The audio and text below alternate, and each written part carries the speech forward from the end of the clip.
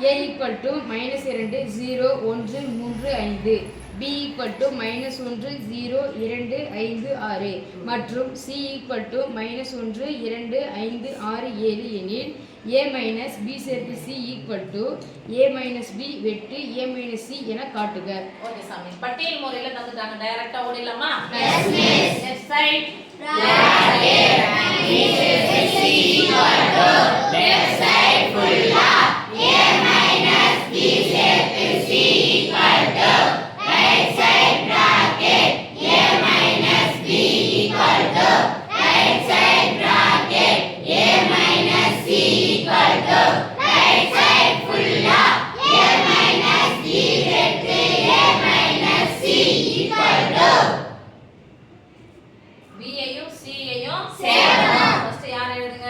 b -1 0 2 5 6 c சேர்க்க -1 7 ஆச்சு 2 ஆச்சு 5 ஆச்சு 6 ஆச்சு 7 யார் வந்து நீக்கணும்? யார் நீக்கணும்? b சேர்த்து c எங்க வரல வைக்க போறோம்?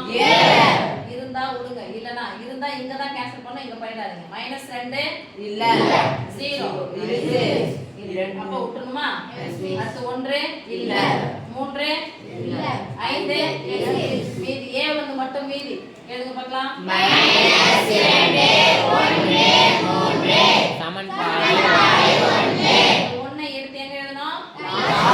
லாஸ்ட்ல -2 1 3 சமன்பாடு 2. இப்போ யார் வந்து யார் கிடைக்கணும்? a கிடைக்கணும். பொதுவானது கிடைச்சலாமா? Yes miss. ரெண்டுக்கும் பொதுவானது, அதாவது a க்கும் b க்கும் பொதுவானது இருந்தா தூக்கி போட்டுருங்க. எதெல்லாம் தூக்கி போடணும்? a வும் b யும் பார்க்கறோம். -2 0 தூக்கிலாமா? Yes miss. 5 தூக்கிலாமா? Yes miss. வேற யார தூக்கி மீதி யாரா இருக்காங்க? -2 1 3 a வந்து யார் எடுக்கணும்? c c பார்க்கலாம். எவ்வளவு வேற வச்சுக்கலாம்? c -1 -2 இல்ல 0 இல்ல அப்புறம் 5 மட்டும் விட்டுலாமா? மீதி இருக்கு சொல்லுங்க. -2 0 1 3 வெட்டுனது பொதுவானது.